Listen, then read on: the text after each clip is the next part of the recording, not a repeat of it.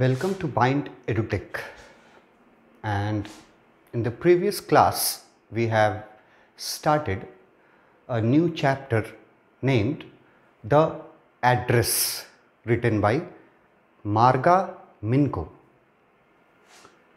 Let's have a very short recap.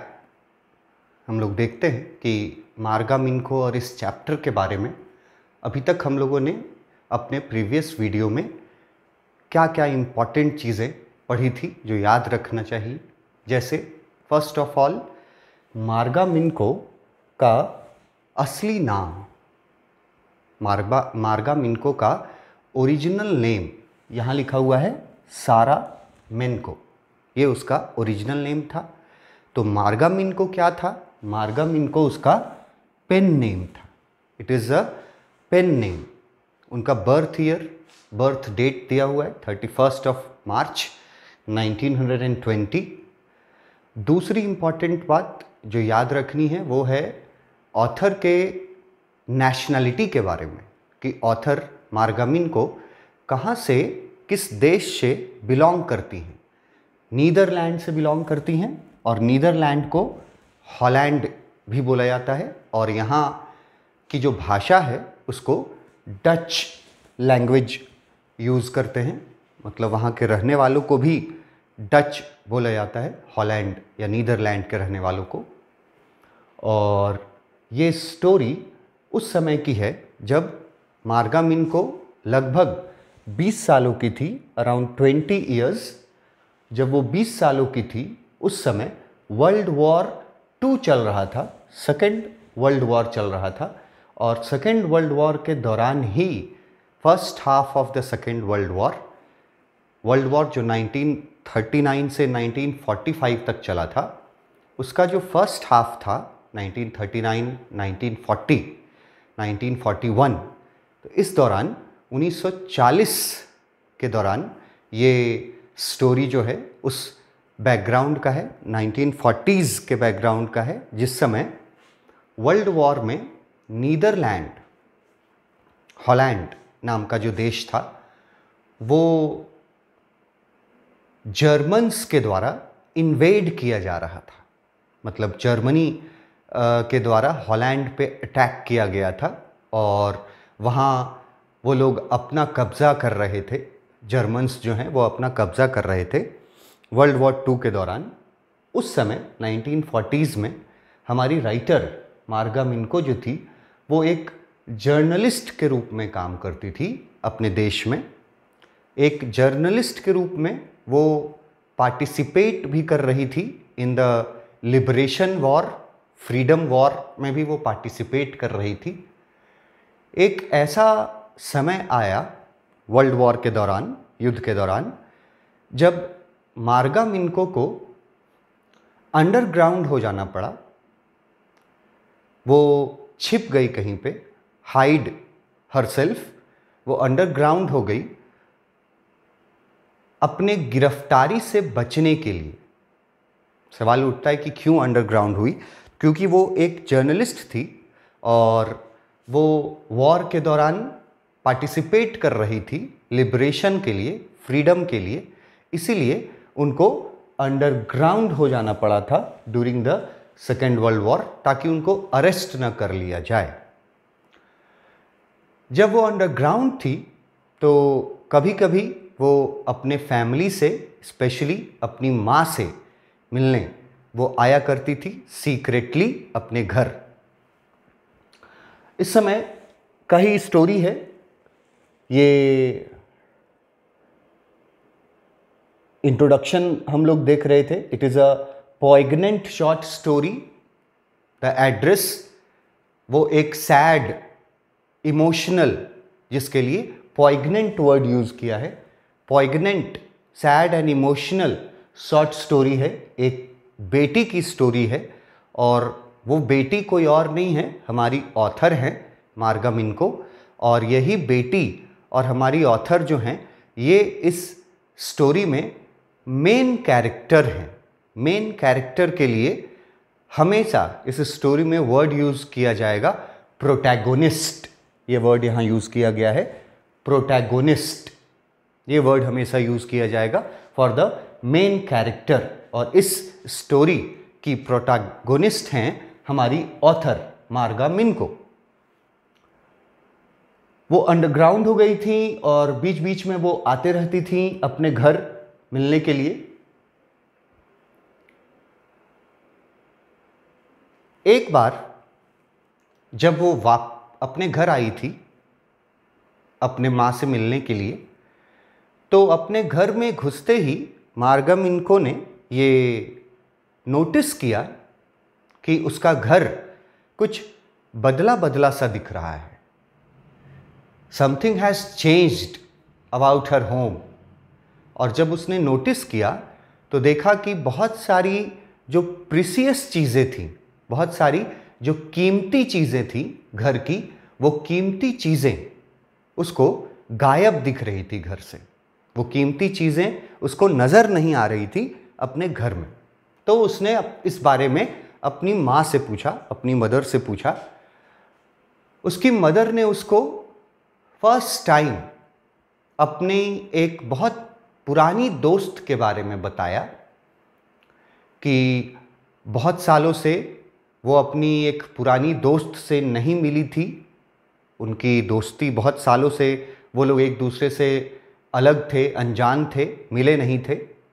Suddenly war के दौरान मार्गा मिनको की मदर की पुरानी दोस्त एक दिन मिल जाती है। मार्गा मिनको की मदर को कहीं मुलाकात हो जाता है दोनों का, और दोनों अपनी पुरानी दोस्ती जो है वो फिर से रिवाइव कर लेते हैं, रीस्टोर करते हैं। और उस दिन से मार्गा मिनको की मदर की दोस्त हर रोज़ मार्गा मिनको के घर आया करती थी इन द एब्सेंस ऑफ मार्गा मिनको। मार्गा मिनको तो घर पे रहती नहीं थी क्योंकि वो अंडरग्राउंड थी, तो उनके एब्सेंस में ये सारी चीज़ें हुई थी। जब वो एक दिन अपने घर आई, उन्होंने जब पूछा अपनी माँ से, तब माँ उसको ये सारी चीज़ें बता रही हैं अपनी एक पुरानी दोस्त के बारे में। उसकी माँ उसको बताती है, ओल्ड अक्वेंटेंस वर्ड यूज़ करेगा ओल्ड फ्रेंड के लिए। मार्गा मिनको की मदर की पुरानी दोस्त, ओल्ड अक्वेंटेंस, ये वर्ड यूज़ किया है, ओल्ड अक्वेंटेंस। और उसके बारे में बताती है मार्गा मिनको की माँ कि वो जब भी हमारे घर आती है तो हमारे घर से जाते वक्त कोई ना कोई कीमती सामान हमारे घर से वो उठा ले जाती है। कीमती सामान इसलिए उसके घर से गायब थे क्योंकि उसकी माँ की दोस्त जो बहुत सालों बाद मिली थी और जिसने अपना दोस्ती फिर से रिन्यू कर लिया था, वो आकर के वो सारा सामान एक एक करके ले जाती थी इन हर एवरी विजिट। जब भी वो आती थी तो इसके घर से कोई ना कोई कीमती सामान, प्रीसियस बिलोंगिंग, वो ले जाती थी। ये बात जब उसकी माँ ने उसको बताया तो मार्गा मिनको को ये सही नहीं लगा। She did not agree with her mother's point of view. उसने अपनी माँ से पूछा कि आपको अपनी दोस्त पर इतना भरोसा है कि आप सारी कीमती चीज़ें उसको ले जाने के लिए अलाउ कर रही हैं? तब उसकी मदर ने अपनी बेटी को, मार्गा मिनको को डांटा और उसने कहा कि वो ये सारी चीज़ें इसलिए ले जा रही है ताकि वो चीज़ें सुरक्षित रहे। यहाँ पर ये समझना ज़रूरी है कि मार्गा मिनको का घर जहाँ था और मार्गा मिनको की मदर की जो पुरानी दोस्त थी उसका जो घर था, दोनों अलग अलग जगह पे थे, काफ़ी डिस्टेंस पे थे, और दोनों जगहों पर युद्ध का प्रभाव, युद्ध का इफेक्ट अलग अलग था। मार्गा मिनको का घर ज़्यादा प्रभावित जगह पर था।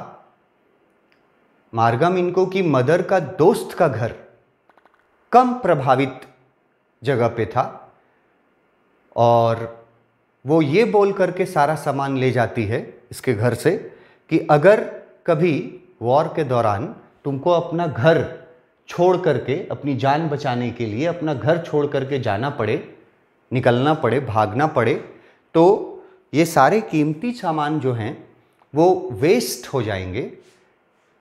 तो वो वेस्ट ना हो जाएं, इसीलिए मार्गा मिन्को की माँ की दोस्त वो सारा सामान एक एक करके ले जाती थी अपने घर, ये बोल करके कि मेरे घर पे ये सारी चीज़ें सुरक्षित रहेंगी, जब युद्ध फिनिश होगा तो तुम ये चीज़ें अपने घर वापस ला सकती हो, ये बोल करके वो ले जाती थी। मार्गा मिन्को को अपनी मदर की दोस्त का सारा सामान ले जाना इस तरह से वो सही नहीं लगा था, लेकिन उसकी माँ को वो बात सही लगती थी और उसकी माँ जो है, मार्गा मिन्को की माँ, वो अपनी बेटी को डांटती है। फिर उस दिन से मार्गा मिन्को अपनी माँ से उनकी दोस्त के बारे में और उन चीज़ों सामानों के बारे में कुछ नहीं पूछती है। वो अपने घर पे रुकती है उस रात मार्गा मिन्को, और सुबह जब वो उठती है, थोड़ा लेट उठती है, जब वो सीढ़ी से नीचे उतर रही होती है मार्गा मिन्को अपने घर में, तो देखती है कि उसकी माँ किसी महिला को छोड़ने के लिए घर के गेट तक जा रही है, घर के दरवाजे तक जा रही है। वो पीछे से देखती है। On one day, the author also have a glimpse of her mother's friend. एक दिन सुबह सुबह ऑथर को भी एक झलक मिलता है, a short look of her mother's friend. She was wearing a long overcoat and a hat. उसकी माँ की दोस्त एक लंबा सा ओवरकोट पहनी हुई थी, एक हैट पहनी हुई थी। Taking away a big luggage from her home, और वो उनके घर से एक भारी लगेज उठा करके ले जा रही थी। वो लगेज को उठा नहीं पा रही थी, उसको घसीट घसीट के ले जा रही थी। उस लगेज में कुछ कीमती सामान ज़रूर रखे होंगे उनके घर के, जो वो ले जा रही थी अपने घर। उस समय फर्स्ट टाइम मार्गा मिन्को ने अपनी मदर की दोस्त को देखा था, और वो जब वहाँ गई नीचे उन दोनों के पास, तो मार्गा मिन्को की माँ ने उसको इंट्रोड्यूस कराया। Her mother introduced them and they have some greetings exchanged between them.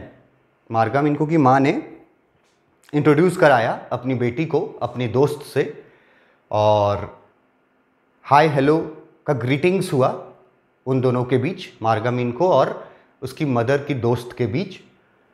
उसके बाद that was the first and the only time she had a short look of her mother's friend. और वो first time था और last time था जब मार्गा मिन्को अपनी माँ की दोस्त को एक झलक देखती है अपने घर से सामान ले जाते हुए। That day, her mother told her the address of her friend and asked her to remember the address. उसी दिन मार्गा मिन्को की माँ मार्गा मिन्को को अपनी उस दोस्त का एड्रेस बताती है और मार्गा मिन्को को बोलती है कि इस एड्रेस को याद रखना, टू रिमेंबर द एड्रेस, कि इस एड्रेस को याद रखना। फिर मार्गा मिन्को अंडरग्राउंड हो जाती है, फिर से छिप जाती है और काफ़ी लंबे समय तक छिपी रहती है। युद्ध फिनिश होने तक वो छिपी रहती है, अंडरग्राउंड रहती है।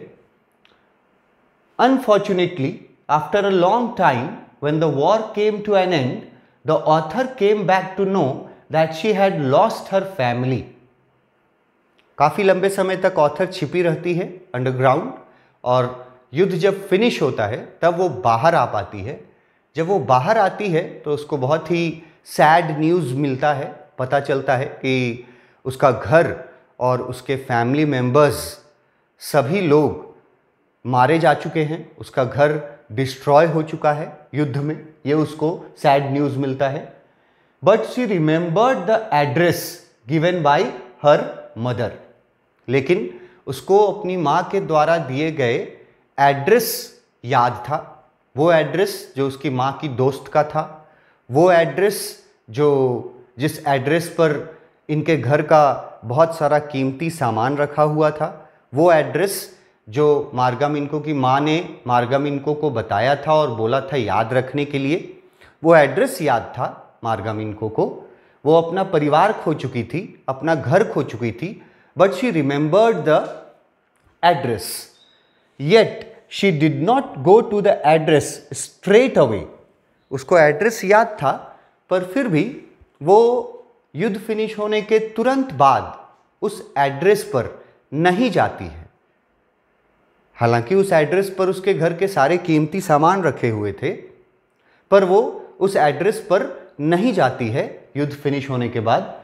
It took her a couple of years to have the courage. वो इसलिए नहीं जा पाती है क्योंकि उस समय उसके पास इतना साहस नहीं था, मार्गा मिन्को के पास इतना करेज नहीं था कि वो उन चीज़ों को देख पाए। क्योंकि अगर वो उन चीज़ों को देखती उस समय तो उसको अपने पुराने कॉन्टैक्ट्स, जो पुराने रिलेशंस थे, अपने फैमिली मेम्बर्स की याद आने लगती और वो अपने आप को और ज़्यादा अपसेट नहीं करना चाहती थी। एक और पॉइंट ऑफ व्यू ये भी है कि मार्गा मिन्को उन चीज़ों का सामना करने से डरती है एट दैट पॉइंट। जब युद्ध फिनिश होता है और जब मार्गा मिन्को आती है बाहर, जब उसको ये पता चलता है कि उसने अपना घर खो दिया, उसने अपनी पूरी फैमिली खो दी, तो उस समय उसका माइंड सेट इस तरह से रहता है कि उसको उस समय वो चीज़ें वैल्यूएबल नहीं लगती। उनको लगता है कि जब फैमिली ही नहीं रहा, जब घर ही नहीं रहा, तो फिर मैं कीमती चीज़ों का क्या करूँगी। और उसमें साहस नहीं था मार्गा मिन्को को उस समय कि वो उन चीज़ों को देख पाती, उन चीज़ों का सामना कर पाती। क्योंकि अगर वो उनको देखती तो उनको, मार्गा मिन्को को बहुत सारे पुरानी चीज़ें याद आती, जो प्रायर एक्सपीरियंसेस थे, हैप्पी टाइम्स के, जो गुड टाइम्स के एक्सपीरियंसेस थे, मेमोरीज थे, और वो अपसेट हो जाती उन चीज़ों को याद करके। इसलिए वो नहीं जाती है युद्ध फिनिश होने के बाद, तुरंत बाद वो नहीं जाती है। हालांकि उसको एड्रेस याद रहता है, फिर भी वो नहीं जाती है। It took her couple of years, कुछ साल लगते हैं मार्गा मिन्को को वो करेज वापस लाने में।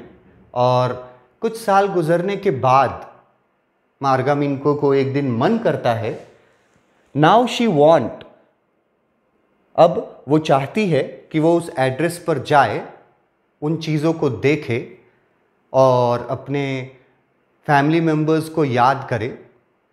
जब कुछ समय बीत जाता है, कुछ साल बीत जाते हैं, तब मार्गा मिन्को को ये हिम्मत होता है। एक दिन अचानक उसके अंदर एक क्यूरियोसिटी आता है, एक जिज्ञासा आता है ये जानने की कि क्या मेरे सारे कीमती सामान अभी तक उस एड्रेस पे रखे हुए होंगे। ये क्यूरियोसिटी आती है मार्गा मिन्को के अंदर। वो सोचती है कि क्या उसकी मदर की दोस्त अभी भी उस एड्रेस पे रहती होगी। ये भी क्यूरियोसिटी आता है उसके अंदर, और वो अपने क्यूरियोसिटी को शांत करने के लिए वो जाना चाहती है उस एड्रेस पर, ये देखने के लिए कि क्या उसकी सारी चीज़ें वहाँ पर सही सलामत हैं। The story starts from the author's visit to the address. और ये स्टोरी यहीं से टेक्स्ट बुक में शुरू होता है, जब मार्गा मिन्को अपना सामान, कीमती सामान, अपने घर, अपने फैमिली से जुड़ी हुई यादों को देखने के लिए वो जाती है उस एड्रेस पर, जो एड्रेस उसकी माँ ने उसको दिया था। और the whole story is about that address, therefore the story has been titled the address. वो किसका एड्रेस था? मार्गा मिन्को की मदर की दोस्त का एड्रेस था। क्या था उस एड्रेस पर? उस एड्रेस पे मार्गा मिन्को के घर के सारे कीमती सामान रखे हुए थे। कौन ले गया था? मार्गा मिन्को की मदर की दोस्त ले गई थी। क्या बोल करके ले गई थी? ये बोल करके ले गई थी कि मेरे घर पे ये सारे कीमती सामान सुरक्षित रहेंगे, सेफ रहेंगे, ये बोल करके ले गई थी। तो ये स्टोरी शुरू होता है जब मार्गा मिनको उस एड्रेस को विजिट करती है after a couple of years, कुछ सालों बाद, युद्ध फिनिश होने के कुछ सालों बाद, जब मार्गा मिनको को कुछ साहस होता है, हिम्मत होता है, तब वो उस एड्रेस को विजिट करती है, उन चीज़ों को देखना चाहती है। थीम ऑफ द चैप्टर, ये चैप्टर किस थीम पे लिखा गया है? It gives an account of the chaos. Chaos का मीनिंग लिखा है complete disorder and confusion and destruction which follows war. ये स्टोरी जो है, ये स्टोरी का मेन थीम जो चला है वो इस बात को लेकर के लिखा गया है कि वॉर के दौरान और वॉर फिनिश होने के बाद भी, वॉर जब हो रहा होता है और वॉर जब फिनिश होता है उसके बाद भी किस तरह से चारों तरफ डिस्ट्रक्शन होता है। आफ्टर वॉर इफेक्ट्स क्या होते हैं ह्यूमन बीइंग्स के, कॉमन ह्यूमन बीइंग्स के लिविंग पर, उनके ज़िंदगियों पर, उनके लाइफ्स पर वॉर का इफ़ेक्ट क्या होता है।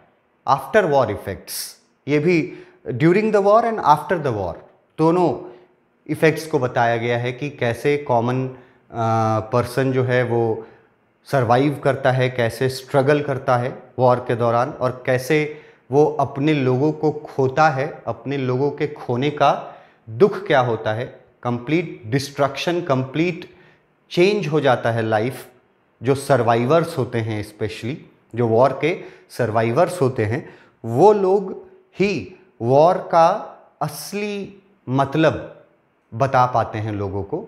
और हमारी जो ऑथर हैं मार्गा मिनको, वो भी एक वॉर सर्वाइवर हैं।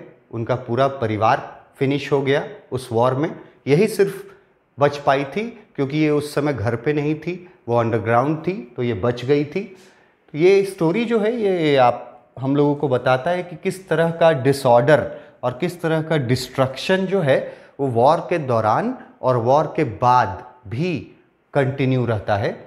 We see what it does to humans and their behaviour. हम लोगों को ये स्टोरी पढ़ करके ये भी देखने को मिलेगा कि युद्ध का क्या असर होता है ह्यूमंस पर और उनके बिहेवियर पर। क्या असर होता है युद्ध का, युद्ध के बाद का भी क्या असर होता है, ये भी देखने को मिलेगा। You can feel the pain and grief and mental torture the survivors of war have to go through. और आप जब इस स्टोरी को पढ़ेंगे तो आपको ये फील होगा कि जो सर्वाइवर्स होते हैं वॉर के, उनको किस पेन से, किस ग्रीफ से और किस मेंटल टॉर्चर से गुजरना पड़ता है वॉर के दौरान और वॉर के बाद भी। तो ये एक लाइव एक्सपीरियंस है मार्गा मिनको का। ये एक्सपीरियंस जो उनका पर्सनल एक्सपीरियंस है वो खुद इस स्टोरी में शामिल है। वो इस स्टोरी की नरेटर भी है, वो इस स्टोरी की प्रोटैगोनिस्ट भी है। मार्गा मिनको, प्रोटैगोनिस्ट वर्ड बार बार यूज़ किया जाएगा। मुख्य किरदार हैं इस कहानी की, सेंट्रल कैरेक्टर मार्गा मिनको, ऑथर जो खुद हैं। इसमें और कौन कौन से कैरेक्टर्स मिलेंगे इस स्टोरी में? कैरेक्टर्स के बारे में देखिए, बहुत कम कैरेक्टर्स हैं। फर्स्ट कैरेक्टर तो खुद ऑथर हैं हमारी Marga Minco, the protagonist, the main character, the author, the daughter, सब कुछ है। मार्गा मिनको जो हैं वो इस कहानी की प्रोटैगोनिस्ट है, वो इस कहानी की ऑथर है, और वो इस कहानी में जिस बेटी को प्रेजेंट किया गया है, जिस डॉटर को प्रेजेंट किया गया है, वो डॉटर भी मार्गा मिनको ही है। तो फर्स्ट कैरेक्टर हमारी मार्गा मिनको है जो प्रोटैगोनिस्ट है इस कहानी की। मिसेस एस शॉर्ट नेम दिया गया है मार्गा मिनको की मदर को, मिसेस एस नाम दिया गया है, the author's mother Mrs S. Third character है मिसेस डॉर्लिंग। ये कौन है? An old acquaintance of Mrs S. Old acquaintance का मतलब ओल्ड फ्रेंड, और मिसेस एस की ओल्ड फ्रेंड है, मतलब मार्गा मिनको की मदर की वो दोस्त जो सारा सामान ले गई थी, वो फ्रेंड जिसका एड्रेस मार्गा मिनको की मदर ने मार्गा मिनको को दिया था, उसका नाम है मिसेस डॉर्लिंग। और इसी मिसेस डॉर्लिंग के एड्रेस को विजिट करती हैं इस स्टोरी में हमारी प्रोटैगोनिस्ट मार्गा मिनको। इन्हीं का एड्रेस को विजिट करेगी, जो एड्रेस याद था मार्गा मिनको को। और एक कैरेक्टर आएंगी, नाम नहीं दिया हुआ है, मिसेस डॉर्लिंग्स डॉटर। और कैरेक्टर जो आएंगे जिसका नाम नहीं मेंशन किया गया है वो है मिसेस डॉर्लिंग की बेटी। मुख्य रूप से 4 कैरेक्टर्स हैं।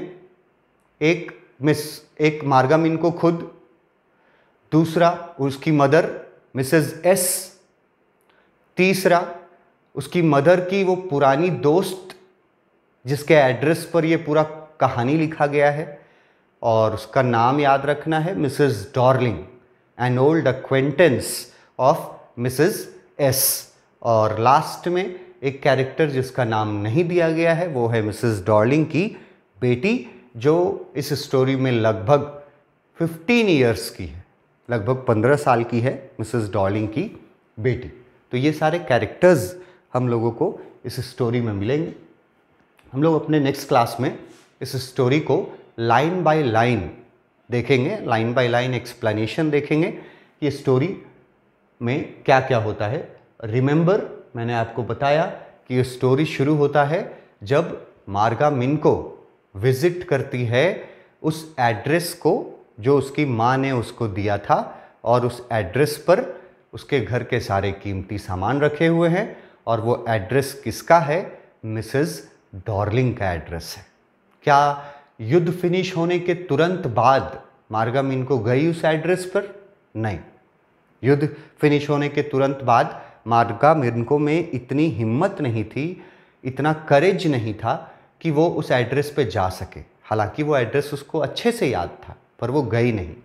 It took her couple of years, मतलब 2-4 साल लग गए मार्गा मिनको को। और 2-4 साल जब बीत गए युद्ध होने के फिनिश होने के 2-4 साल बाद वो उस एड्रेस पे पहुंची है, और उस पर एक ये स्टोरी लिखा गया जिसका नाम दिया गया द एड्रेस।